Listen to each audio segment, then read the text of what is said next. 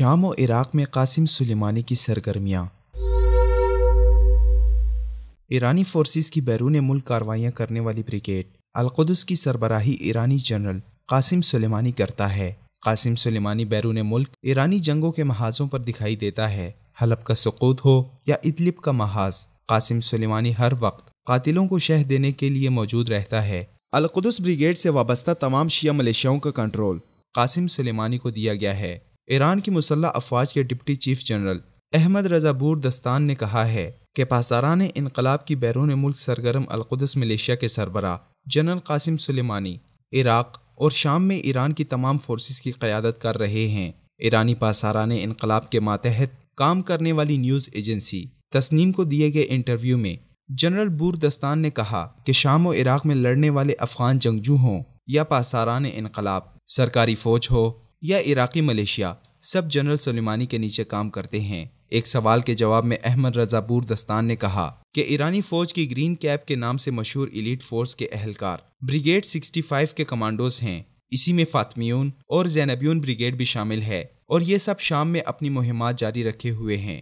ایرانی فوجی عہدیدار نے زور دے کر کہا کہ بیرون ملک ہماری فوج القدس ملیشیا کے سربراہ جنرل قاسم سلیمانی کی قیادت میں یا ان سے رابطے میں رہ کر کام کرتے ہیں۔ جنرل بور دستان نے انکشاف کیا کہ ایران نے اسلحہ ساز انجینئروں پر مشتمل ٹیم متاثرہ ٹینکوں کی مرمت کے لیے شام کے شہر دمشق بھیجی۔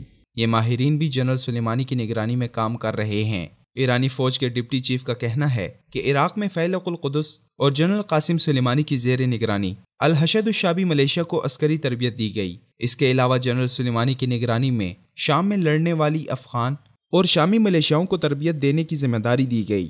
شام اور عراق میں ایرانی فوج اور جنرل قاسم سلیمانی کی سرگرمیوں کے بارے میں ایرانی عہدیدار کا یہ بیان ایک ایسے وقت میں آیا ہے جب حال ہی میں امریکی وزارت خزانہ نے پاسداران انقلاب کو بلیک لسٹ کرتے ہوئے اسے دہشت گرد تنظیموں کی فہرست میں شامل کیا ہے۔ اس سے قبل امریکی صدر ڈونلڈ ٹرمپ نے شام، عراق، یمن اور خطے کے دوسرے ملکوں میں مداخلت پر ایرانی پاسداران انقلاب کو دہشت گرد فوج قرار دینے کا اعلان کیا تھا۔ حال ہی میں ایرانی ذرائع ابلاغ میں ایرانی آرمی چیف جنرل محمد باقری کی تصاویر بھی شائع ہوئی ہیں جن میں انہیں جنرل سلیمانی کے ہمراہ شام کے شہر حلب میں گھومتے دکھایا گیا ہے۔ حلب میں ایک اجتماع سے خطاب میں جنرل باقری نے شامی اپوزیشن کو طاقت سے کچلنے کی دھمکی دیتے ہوئے کہا کہ وہ انہیں اس دھرتی سے پاک کر دیں گے۔ قاسم سلیمانی کے ماتحت کام کرنے والی شیعہ ملیشیاؤں میں فاتحین بریگیڈ، فاطمیون بریگیڈ اور زینبیون بریگیڈ شامل ہیں۔ لیوائی زینبیون بریگیڈ کا تعلق پاکستان سے ہے جو یہاں سے پاسداران انقلاب کے لیے جنگجو بھرتی کرتی ہے۔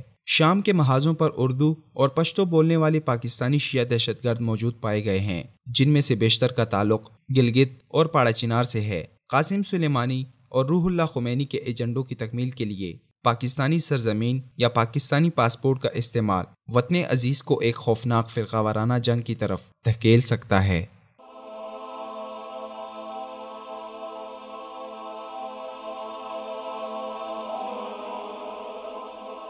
ایمان کی کرن، ہدایت کی شمع، وصال اردو۔